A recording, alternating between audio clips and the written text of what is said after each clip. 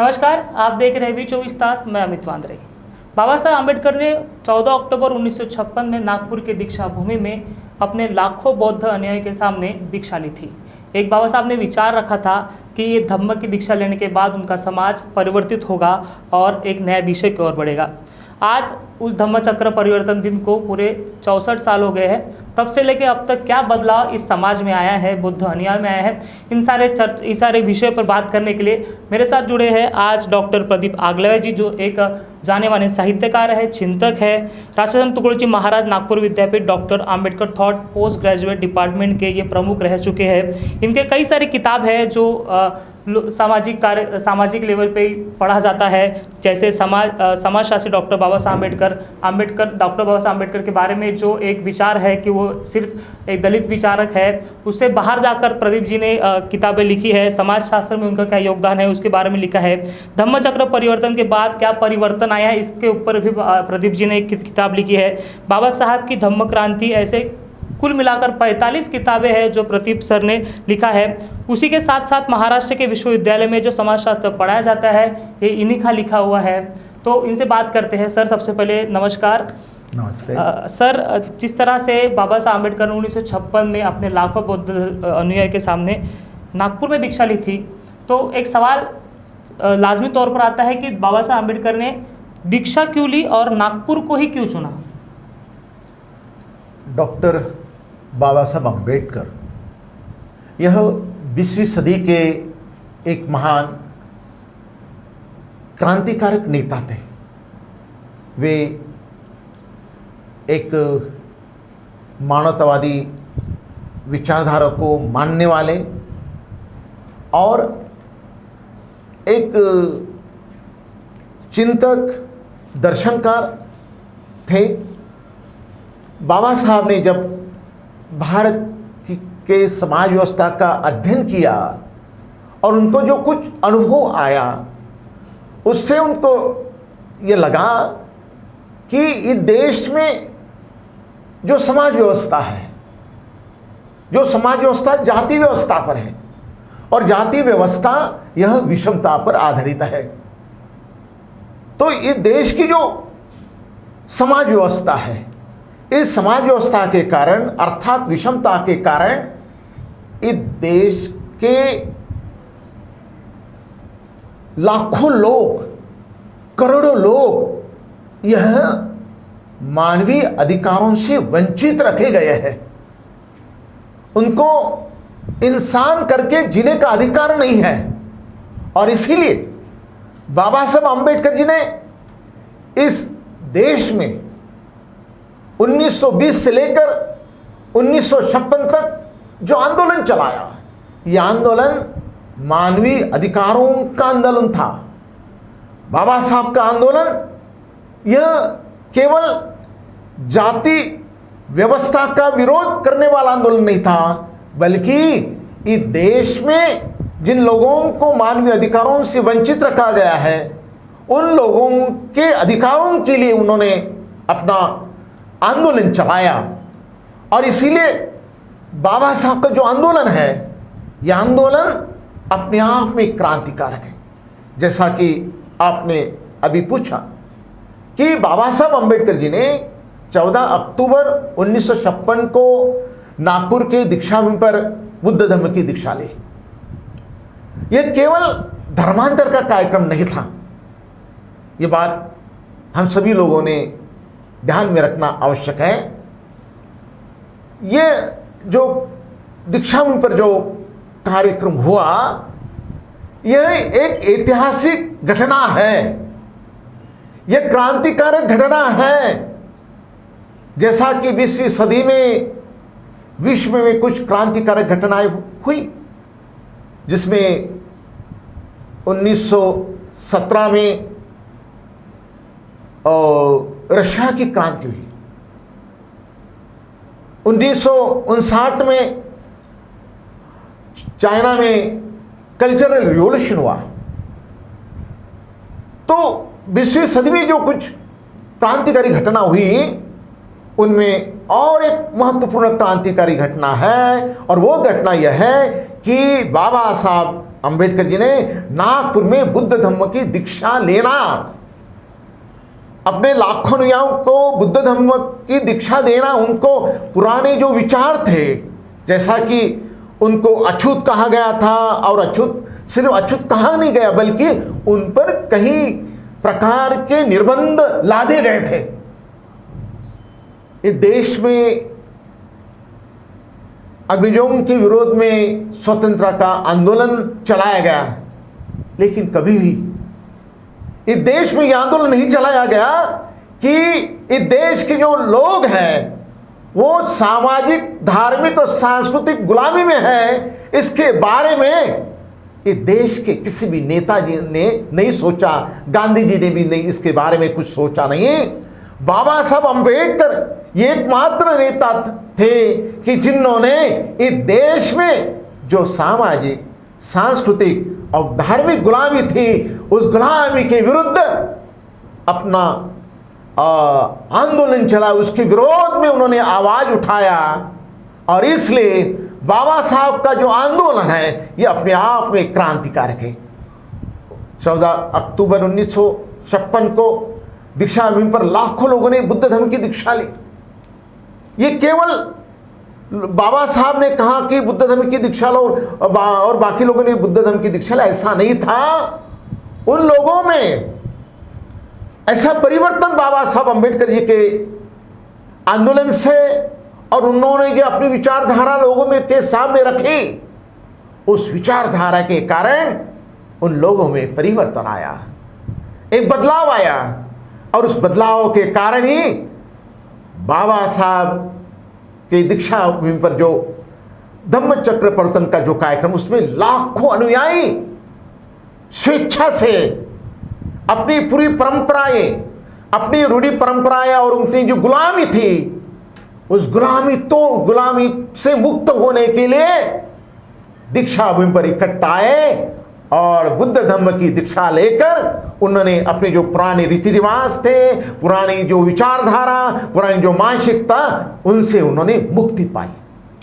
तो इस दृष्टि से बाबा साहब ने जो धम्म क्रांति की, वो धम्म क्रांति 20वीं सदी की एक बहुत महत्वपूर्ण ऐसी क्रांति थी।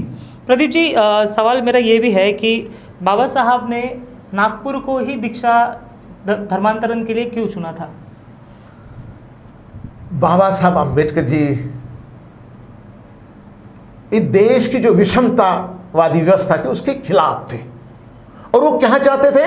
वो ये चाहते थे कि देश में समतावादी व्यवस्था निर्माण हो जाए। तो उसके लिए उन्होंने बुद्ध धम्म को चुना, क्योंकि बुद्ध धम्म ये केवल एक बाकी जैसे धर्म है जिसमें एक ईश्वर होता है, उसकी पूजा अर्चना की जाती है, कुछ धार्मिक रूढ़ी परंपरा होती है, धार्मिक विधि होती है, वैसा बुद्धिज्म में नहीं है।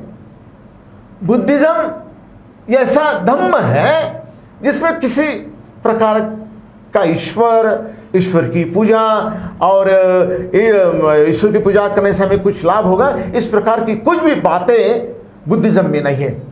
और इसलिए बाबा साहब ने बुद्धिज्म को चुना। एक मानवतावादी विचारधारा, एक वैज्ञानिक विचारधारा होने के कारण बाबा साहब ने बुद्ध धर्म की दीक्षा लेने का निश्चय किया था। उन्होंने शुरू में ऐसा सोचा था कि सारनाथ में बुद्ध धर्म की दीक्षा लेना चाहिए, क्योंकि बुद्ध ने पहले जो दीक्षा दी वो दीक्षा सारनाथ के ऋषि प्रतन तल पर दी थी, और इसलिए बाबा साहब को लगा कि वहीं बुद्ध धर्म की दीक्षा लेना चाहिए।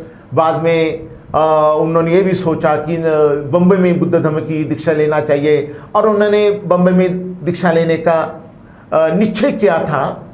लेकिन नागपुर के जो लोग थे, उनके जो कार्यकर्ता थे, वो बाबा साहब को बार बार खत लिखकर ये कहते थे कि बाबा साहब धर्मांतर का जो कार्यक्रम ये बड़ा ऐतिहासिक होने वाला है, ये क्रांतिकारी का ये कार्यक्रम होने वाला है, इसलिए बुद्ध धर्म की दीक्षा जो है वो नागपुर में ही लेना चाहिए। ऐसा जिक्र नागपुर के कार्यकर्ता वामनराव गोडबोले जी ने किया था। बाबा साहब को उन्होंने खत भी लिखा था और बाद में बाबा साहब ने कहा कि मैं सोचता इसके बारे में। और जब बाबा साहब के ख्याल में आया कि नागपुर के लोग खुद होकर मुझे आग्रह कर रहे कि नागपुर में ही बुद्ध धर्म की दीक्षा लेना चाहिए, इसलिए उनको लगा कि नहीं, नागपुर में ही बुद्ध धर्म की दीक्षा लेना चाहिए। इस संदर्भ में और एक बात मैं बताना चाहता हूँ कि बाबा साहब का जो आंदोलन है वो 1920 से चालू हुआ और 1920 से ही नागपुर से बाबा साहब का संबंध रहा। 30-31 मई और 1 जून 1920 को नागपुर में बहिष्कृत लोगों की परिषद हुई थी। उस परिषद में बाबा साहब आए थे, वहाँ बाबा साहब का भाषण हुआ और उस वक्त अपने कोल्हापुर के महाराजा शाहू छत्रपति महाराज उस अधिवेशन परिषद के अध्यक्ष थे। तो तब से बाबा साहब का आखिर तक संबंध रहा और इसलिए बाबा साहब ने नागपुर में दीक्षा लेने का निश्चित किया। इस संदर्भ में बाबा साहब ने 15 अक्टूबर 1956 को दीक्षा भूमि पर जो भाषण दिया, उस भाषण में भी यह स्पष्ट किया कि मैंने नागपुरी क्यों चुना, नागपुर में ही मैंने दीक्षा देने का प्रोग्राम क्यों तय किया। उसके संदर्भ में बाबा साहब ये कहते हैं कि नागपुर ये जो शहर है, यह शहर नागों का है। नाग लोग इस नागपुर शहर में रहते थे और इसीलिए इस शहर को नागपुर ऐसा कहा गया। यहाँ नाग नदी भी थी। तो ये जो नाग लोग थे, ये नाग लोग बुद्ध के अनुयायी थे और बुद्ध धर्म का प्रचार प्रसार करने में नाग लोगों ने बहुत बड़ा योगदान दिया था और इसलिए बाबा साहब कहते हैं कि ये नागभूमि है और नागभूमि में मैंने बुद्ध धर्म की दीक्षा ली है। तो और दूसरा कारण ये वो बताते हैं कि नागपुर शहर के इर्द गिर्द ऐसे कई स्थल हैं जहाँ उत्खनन हुआ है और उत्खनन से यह स्पष्ट हुआ कि नागपुर का जो आजू बाजू का जो परिसर है यह बौद्ध धर्म का था। बौद्ध धर्म के लोग यहाँ रहते थे। जैसा कि नागपुर के बाजू में पौनी नाम का स्थल है। पौनी में बहुत सारे स्तूप मिले हैं और उस पौनी में अशोककालीन स्तूप, वहाँ शिलालेख मिला, कई मूर्तियाँ भी वहाँ मिली है और एक नहीं कई स्तूप मिले हैं। उसके साथ साथ जो भद्रावती स्थल है वहाँ विद्यासन लेनी है और उसमें बुद्ध की बहुत बड़ी उस पर्वत में जो बुद्ध की मूर्ति तैयार की, तो उसकी मूर्ति आज भी हम देखते हैं कि वहाँ बड़ी बड़ी बुद्ध की मूर्तियाँ हैं। नागपुर में बाजू में रामटेक है। आप सभी लोगों को मालूम है रामटेक के संदर्भ में, लेकिन रामटेक का सही इतिहास लोगों को पता नहीं है। सही इतिहास दबाने का काम किया है। रामटेक का पहला का जो नाम था वो था संगाराम। संगाराम का अर्थ है कि जहाँ बौद्ध भिक्षु रहते थे, आराम करते थे और बाद में वहाँ रहकर वो दक्षिण भारत में अर्थात आज जहाँ आंध्र प्रदेश है, आंध्र प्रदेश का नागार्जुन कोंडा, उसके अलावा अमरावती, गुंटूर आदि जगह जो बौद्ध स्थल थे वहाँ जाते थे। यहाँ और अभी जो उत्खनन हुआ रामटेक में, वहाँ बहुत सारे बुद्ध के बुद्ध धर्म के संदर्भ में अवशेष मिले। उस संदर्भ में भदंत नागार्जुन सुरेश के मार्फत वहाँ संशोधन किया, उत्खनन किया और उसके साथ साथ और एक नागार्जुन गुफाएं हैं जो रामटेक से बिल्कुल लगी हुई गुफाएं हैं। वहाँ का उत्खनन होना आवश्यक, क्योंकि नागार्जुन नाम के जो बौद्ध भिक्षु थे, बहुत बड़े वैज्ञानिक, वो खुद वो विद्वान थे, खुद वो केमिस्ट थे, यानी रसायनों का में वो यानी बहुत ही उनकी मास्टरी थी। तो तो वहाँ अभी भी वो नागार्जुन गुफाएं हैं। और संगाराम जहाँ बौद्ध भिक्षु रहते थे तो उनको संगाराम कहा जाता था, और संगाराम संग शब्द चला गया और राम शब्द, तो और इसको रामटेक कहते हैं। रामटेक का अर्थ ऐसा है कि यहाँ संग पहले बौद्ध भिक्षु यहाँ आराम करते थे। टेकने का मतलब है आराम करना, पढ़ना, यानी थोड़ा रेस्ट करना। तो वो संग शब्द निकाल दिया गया और वहाँ रामटेक यानी ऐसा स्थल जहाँ आराम करने का स्थल। राम यानी राम शब्द किसी यानी राम जो मैथोलॉजी है, जो महाकाव्य रामायण, उनसे रामायण का कोई संबंध नहीं है।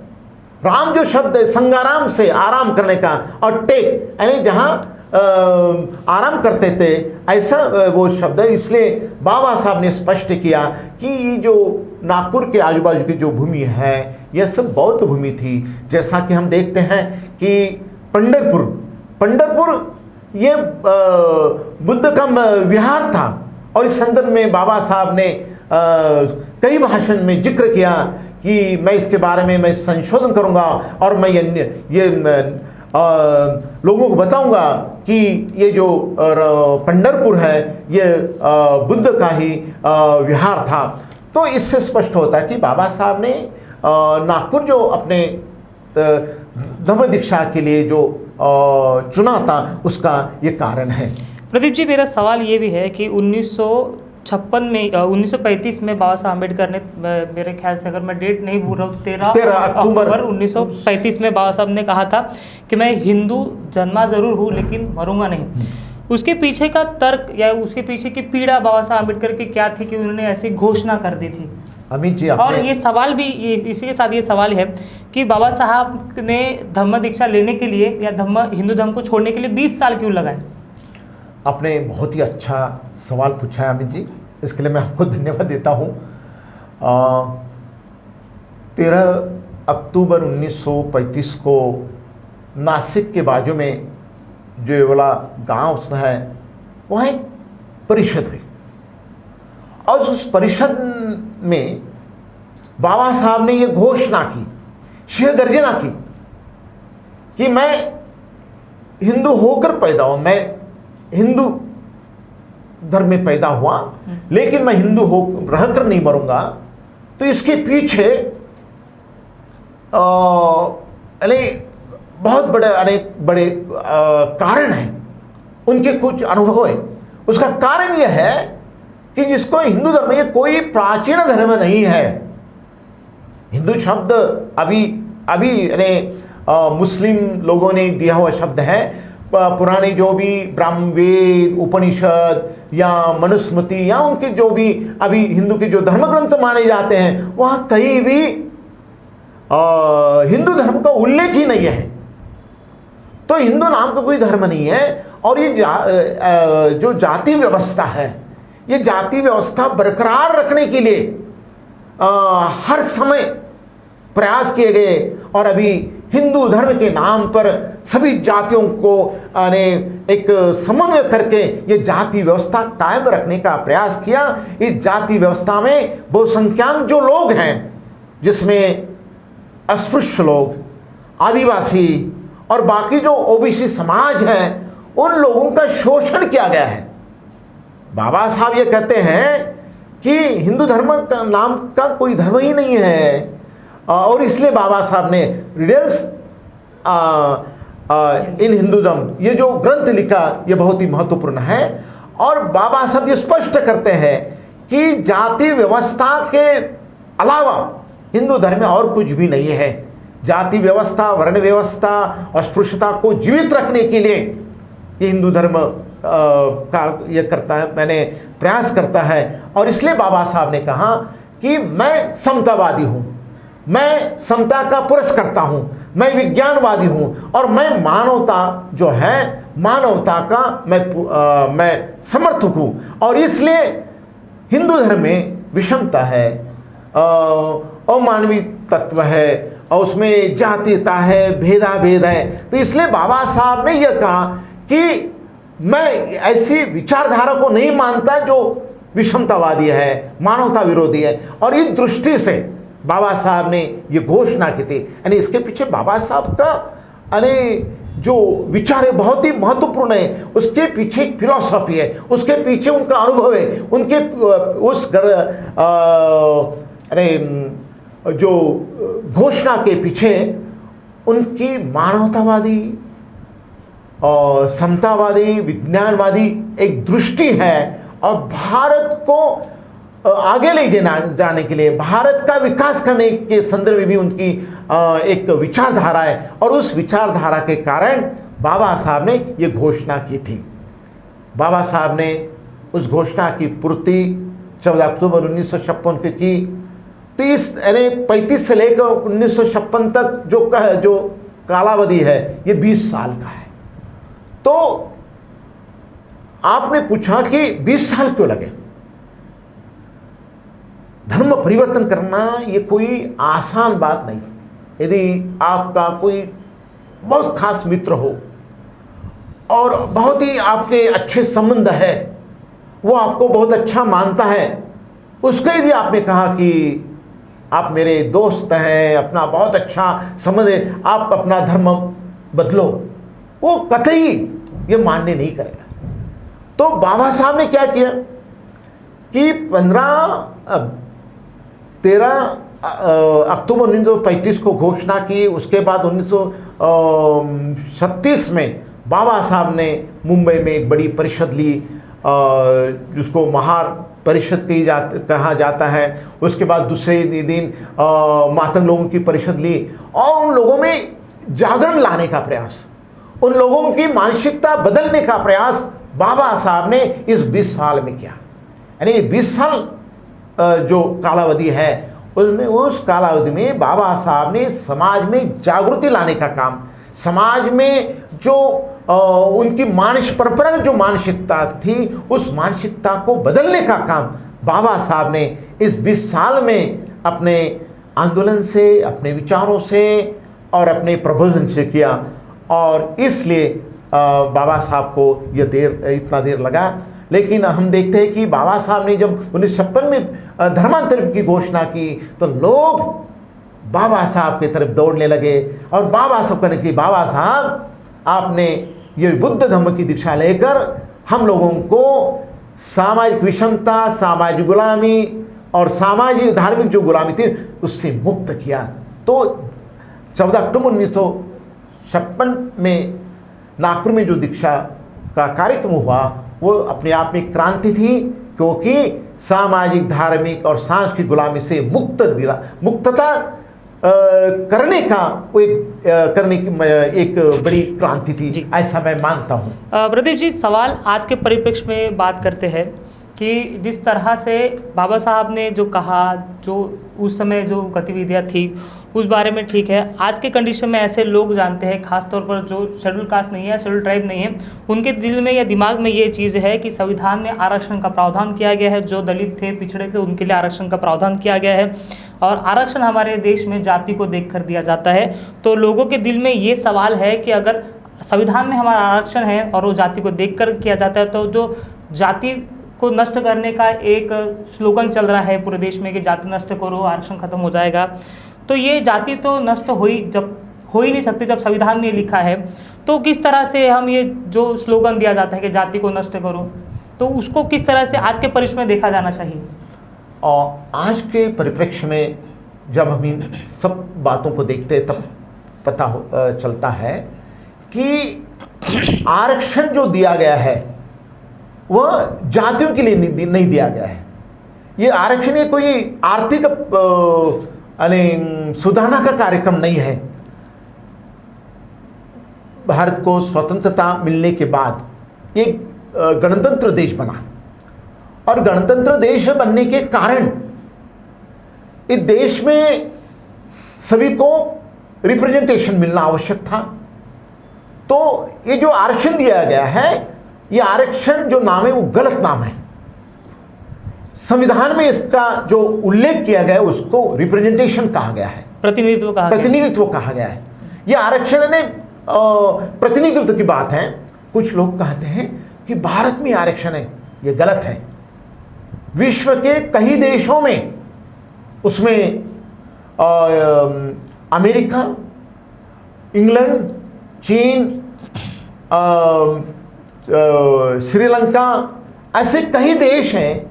उन देशों में आरक्षण है, लेकिन उसमें आरक्षण नाम नहीं है, उसमें उन यानी जो अफर्मेटिव एक्शन, जिसको हम सकारात्मक कृति कहते हैं, वो सकारात्मक कृति यानी वहाँ भी जो वंचित लोग हैं उनको, यानी जिनके साथ भेदभाव किया जाता है, किनको आरक्षण दिया जाता है, जिनके साथ भेदभाव किया जाता है। फिर हम देखते हैं कि पाश्चिमात्य देशों में और बाकी जगह वंश, लिंग, धर्म, जन्मस्थल आदि के बारे में भेदाभेद किया जाता है, इसलिए उस आधार पर वहाँ भी आरक्षण दिया गया है। इसलिए जो कहते हैं कि आरक्षण देने से जातिवाद बढ़ता है, ये बात गलत है। इसके पहले वर्ण व्यवस्था थी, और वर्ण व्यवस्था में कुछ लोगों को यानी आरक्षण दिया गया था, सैकड़ों साल तक आरक्षण, यानी वर्ण व्यवस्था में तो मानता हूं ये आरक्षण की व्यवस्था थी, जिसमें शिक्षा लेने का और यानी बड़े हुद्दे पर काम करने का जो अधिकार था वो सिर्फ ब्राह्मण लोगों को दिया था। तो इस प्रकार वर्ण व्यवस्था या जाति व्यवस्था जो है ये तो मूलतः विषमता पर आधारित थी, और जातिवाद निर्माण करने वाली व्यवस्था थी। जो लोग कहते हैं कि जातिवाद नष्ट करने के लिए आरक्षण खत्म होना चाहिए, ये बात उनकी झूठी है, क्योंकि जातीयता जो है वो उनके मन में है। वो आज भी जातिवादी जो मानसिकता है वो उन लोगों में कायम है। तो यदि लोग ये चाहते, यदि सही मायने में यदि जाति व्यवस्था नष्ट करना है तो लोगों में मानसिक परिवर्तन, और मानसिक परिवर्तन होने के पहले आइडियोलॉजिकल चेंज, जिसका हम वैचारिक परिवर्तन है, वो होना आवश्यक है। जैसा कि बुद्ध धम्म की दीक्षा लेने के बाद एक बड़ा वैचारिक परिवर्तन बौद्ध लोगों में हुआ, और केवल बौद्ध लोगों में ही नहीं, तो हम देखते हैं कि घुमंतु जातियाँ थी, बाकी आदिवासी लोग और ओबीसी जो नेता थे और जो कार्यक्रम में भी ये परिवर्तन आया कि बाबा साहब ने जो बात कही है, बाबा साहब ने जो विचार दिए, वो विचार बहुत ही महत्वपूर्ण है। इस प्रकार की परिवर्तन इन लोगों में दिखाई देता है। तो इससे स्पष्ट होता है कि जो लोग कहते हैं कि आरक्षण से जातिवाद, ये गलत है। आज भी हम देखते हैं, कल परसों की बात है कि पंचायत समिति की मीटिंग थी और उसमें एक दलित महिला को नीचे बिठाया और बाकी लोग सब चेयर पर बैठे हुए हैं। उत्तर प्रदेश के एक खासदार, दिलेर उनका नाम है, वो नीचे बैठकर चाय पी रहे हैं, और बाकी जो उनके उनसे कम उम्र का जो लड़का है वो कुर्सी पर बैठकर चाय पी रहा है, और वो जो खासदार होकर भी नीचे बैठा है, और वो भी प्लास्टिक के ग्लास में चाय पी रहा है। इसका अर्थ क्या है? इसका अर्थ है जातिवाद जो है, या जातिवादी जो मानसिकता है उनके मन में है, उनके विचारों में है। और ये कौन पढ़ाता है? यह उनकी जो धार्मिक जो रूढ़ी परंपरा है, उनका जो धार्मिक जो विचारधारा है, ये उनके मन में वो यानी निर्माण की जाती है बचपन से ही। यानी जातिवाद ये किताबी में, जातिवाद फिर दोनों में है, दलितों में भी जातिवाद है, क्योंकि वो अपने मानसिकता के ऊपर नहीं बैठे। अगर मैं इससे नहीं, हमें यहाँ जो विचार करना है कि हमने अपने जाति के बाहर पढ़कर हमें जो मानवीय जो विचारधारा है, जो समता है कि किसी भी लोगों के साथ भेदभाव नहीं होना चाहिए। क्या बौद्ध लोग दूसरे लोगों के साथ भेदभाव करते हैं? तो आपको पता चलेगा कि ये नहीं करते। उनके वो तो समतावादी है। जो बौद्ध लोग हैं वो आदिवासी घुमंतु जातिया के लोग हैं, या वो भी उनका अपना भाई मानते हैं, उनके साथ यानी अपने अच्छे संबंधों निर्माण करते हैं। तो ये जो कहना गलत है कि आज की मीडिया या बाकी लोग जो हैं यही कहते हैं कि नहीं, ये जातिवाद जो जाति, ये कौन कहते हैं? जो जिन लोगों के मन में जातिवादी भूमिका है या जातिवादी विचारधारा है, वही लोग कहते हैं, वही लोग झूठा प्रचार करते हैं। इससे हम लोगों को इस संदर्भ में सावधान होना चाहिए कि ये कैसा नहीं, ये जो बात झूठ है उसको सच बताने का प्रयास ये लोग करते हैं। और इसलिए आरक्षण का प्रावधान है, इसलिए वो जातिवाद फैल रहा है। मैं ये पूछता हूँ कि 1950 के पहले यहाँ आरक्षण नहीं था, फिर जातिवाद कितना जातिवाद क्यों फैला, क्यों जातिवाद था? आज हम ये देखते हैं कि दलित लोगों पर बड़े पैमाने पर अन्य अत्याचार होते हैं। जैसा कि हाथरस की जो घटना है, उस घटना में आप देखते हैं ये केवल एक घटना नहीं है, ऐसी कई घटनाएं। एक अभी गवर्नमेंट का ही एक सर्वेक्षण है कि पिछले कुछ सालों में दलित महिलाओं पर जो अत्याचार है और विशेषतः बलात्कार के जो प्रमाण है, ये इसमें कितनी वृद्धि हुई? इसमें 37% की वृद्धि हुई है। दलित महिलाओं पर जो अत्याचार उनमें 20% वृद्धि हुई है। तो आज हम देखते हैं आज भी जो दलित लोग हैं उन पर अन्य अत्याचार किया जाता है। तो आप फिर पूछेंगे कि बुद्ध धर्म का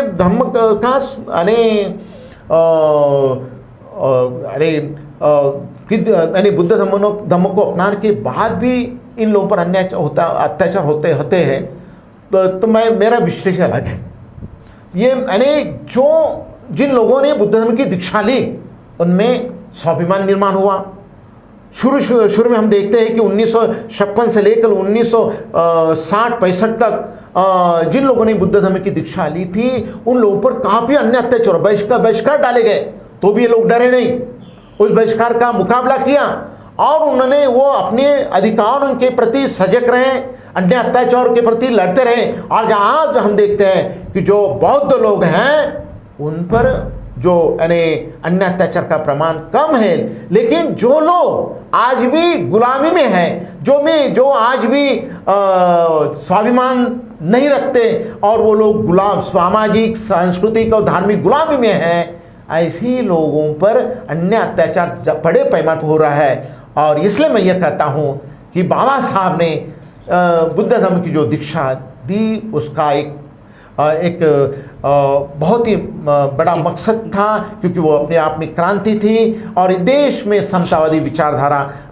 अपनाने का और समतावादी समाज निर्माण करने का उनका विचार था। ये इससे स्पष्ट होता है। आपने मानसिकता के ऊपर बात कही, आपने एक उदाहरण दिया कि उत्तर प्रदेश के सांसद है जो नीचे बैठकर चाय पीते हैं और जो अपर कास्ट के लोग हैं वो कुर्सी पर बैठकर चाय पीते हैं। तो मानसिकता यहाँ पर मेरा जिस तरह से आकलन है तो मानसिकता यहाँ पे दोनों तरफ वैसी ही है। एक दलित है जो खुद को समान नहीं समझता है सवर्णों के हिसाब से, क्योंकि दोनों का इक्वालिटी का अधिकार है, संविधान ने दिया है, लेकिन सांसद होने के बावजूद जो अधिकार उनको दिए गए हैं वो नहीं मान रहे हैं। और जो सवर्ण है या फिर उच्च जाति के लोग हैं वो उनकी मानसिकता नहीं बदल पाई है। तो यहाँ पे मानसिकता बदलने की ज़रूरत दोनों को है, ये मेरे हिसाब से मुझे ऐसा लगता है। दूसरी बात आपने कही कि जिस तरह से लोग कन्वर्ट हुए बौद्धों में, उनमें स्टार्टिंग में जो है वो अत्याचार होते गए, उसके बाद अत्याचार नहीं हुए। तो अभी क्या आप 64 साल के बाद देखते बाबा साहब ने बुद्ध धर्म की दीक्षा दी है, तो उसके बाद क्या बदलाव जो है वो आए हैं? और जो मानसिकता अब तक लोगों के चेंज नहीं हुई है, ना दलितों में हुई है ना ही दूसरे कास्ट में हुई है, तो इनके बदलाव किस तरह से आने चाहिए? यहाँ एक बात स्पष्ट करना चाहिए, जिन लोगों ने बाबा साहब की विचारधारा का स्वीकार किया और जिन लोगों ने बुद्ध धर्म का स्वीकार किया, ऐसे लोगों में बहुत बड़ा बदलाव आया है जी। एक बहुत बड़ा परिवर्तन, उनके विचारों में परिवर्तन हुआ, उनके जो मानसिकता उसमें परिवर्तन हुआ। और जो आपने कहा कि दलित लोग ये मानते कि नहीं, हमें वो अधिकार नहीं है। जिन लोगों ने बुद्ध धर्म की दीक्षा ली, जो लोग अम्बेडकरवादी हैं, वो लोग ये कहते कि नहीं, हम भी समान, ये भावना उन लोगों में निर्माण हुई ना। लेकिन किस में निर्माण हुई? जो लोग आज गुलामी में हैं, जिन्होंने बाबा साहब के विचार नहीं पढ़े या बुद्धिज़्म को नहीं अपनाए, ऐसे लोगों में, ऐसे दलित लोग हैं जो नहीं, हमने नहीं करना चाहिए, वो लोग क्या करें। लेकिन जो जागरूक लोग हैं जिन्होंने बाबा साहब के विचारों को अपनाया है, बुद्धिज्म अपनाया, उन लोगों में स्वाभिमान की भावना निर्माण हुई है। तो इसलिए स्वाभिमान की, और हम भी इंसान हैं, हम भी किससे कम नहीं है, जैसा मैं हूँ वैसे दूसरे लोग हैं, इस प्रकार की जो मानसिकता है, ये मानसिकता अभी भी जो लोग अम्बेडकरी आंदोलन से, बुद्ध धर्म से दूर हैं, उन लोगों में ये परिवर्तन नहीं हुआ।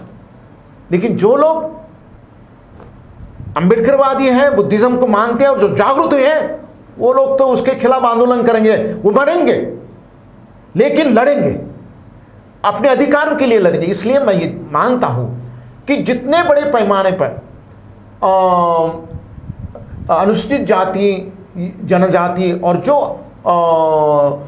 ओबीसी लोग हैं, उनमें ये परिवर्तन आना चाहिए कि हम भी इंसान हैं, और ये जाति व्यवस्था पर जो है वो हमें गुलाम बनाने के लिए बनाई गई है। इस प्रकार की भावना, इस प्रकार की मानसिकता बाबा साहब के आंदोलन के कारण, उनकी विचारधारा के कारण, बुद्धिज्म के कारण कुछ बौद्ध लोगों में आई है। यही विचारधारा दूसरे लोगों में जो अभी भी वंचित है, जो लोग गुलाम हैं, मानते हैं, एक्चुअली भारतीय संविधान के आधार पर कोई गुलाम नहीं है, लेकिन धर्म के आधार पर वो मानते हैं, उन लोगों में ये जागरण होना चाहिए। इस प्रकार की विचारधारा उन लोगों तक पहुंचाने का, उनमें जागरूक लाने का प्रयास करना, ये मुझे लगता है कि ये हमारा बहुत बड़ा महत्वपूर्ण काम है। प्रदीप जी, मेरा आखिरी सवाल ये है कि 64 साल के बाद आप इस समाज को कहाँ देख रहे हो, जिस तरह से जो परिस्थितियाँ 1956 में थी और आज की परिस्थिति 2020 में। मैं ये भी इसमें ऐड करना चाहूँगा कि राजनीतिक तौर पर भी आज दलितों का इस्तेमाल किया जा रहा है। राजनीतिक तौर पर एक दलित या फिर बौद्धिस्ट कहाँ पर है, सामाजिक लेवल पर कहाँ पर है, शैक्षणिक तौर पर कहाँ पर है, इन 64 साल में क्या परिवर्तन आया?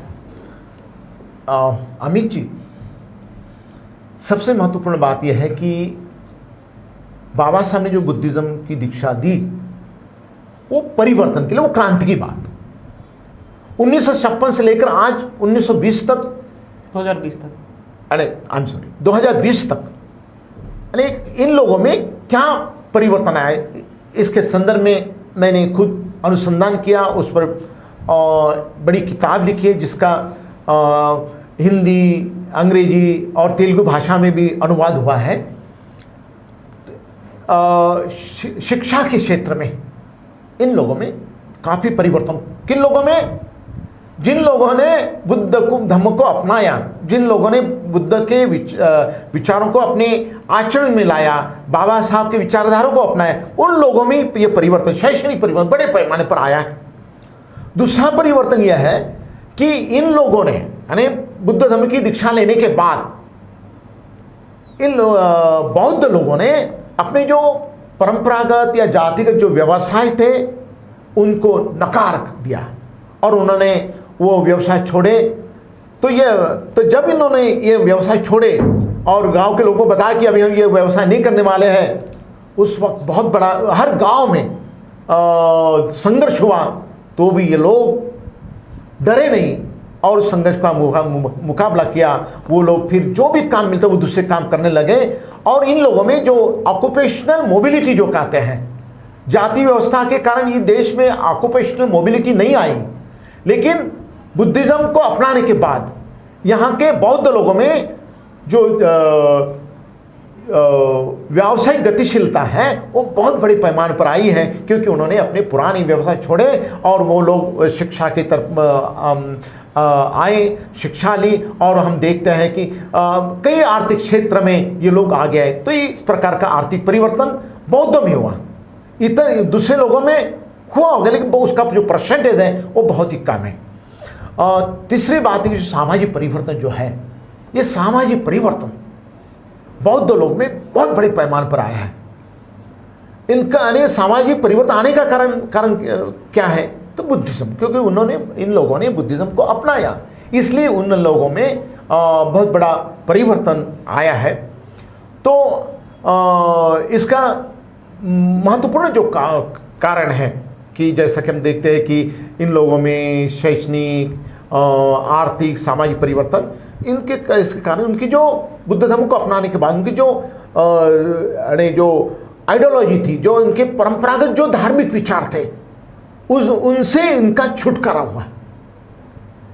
तो उसके कारण क्या हुआ कि इन लोगों में एक ऐसी कल्चर निर्माण है कि नहीं, हम किसी से छोटे नहीं हैं, सब लोग सभी जाति के लोग बराबर हैं, किसी के साथ भेदभाव नहीं होना चाहिए, और इसलिए हम भी किसी से कम दर्जे के नहीं हैं और हमें भी वो अधिकार मिला चाहिए। इस प्रकार की जो चेतना बौद्ध लोगों में आई, और उसके कारण इनको तो अरे ये चेतना जब आई और जब उनका वो अनुसरण करने लगे तो बहुत बड़ा संघर्ष महाराष्ट्र के हर गांव में, इतना ही जहाँ यूपी में या आंध्र में जिन जिन लोगों ने बुद्ध धर्म की दीक्षा ली, उनमें ये संघर्ष हुआ। मैं और एक बात का जिक्र करना चाहता हूँ कि 2016 में जो उना की घटना हुई गुजरात में, उसके बाद गुजरात में ऐसा परिवर्तन आया कि हमें बाबा साहब के विचारों के सिवाय कोई विकल्प नहीं है और बुद्धिज़्म अपनाना चाहिए। तो 1916 के बाद हम देखते हैं कि गुजरात के लोगों में काफ़ी परिवर्तन आया है। तो ये जो परिवर्तन है, ये परिवर्तन बहुत ही महत्वपूर्ण है, क्योंकि यही वैचारिक परिवर्तन बाकी जीवन के अन्य क्षेत्र में बदलाव लाने के लिए बहुत ही महत्वपूर्ण फैक्टर है। तो हम देखते हैं कि बौद्ध लोग में काफ़ी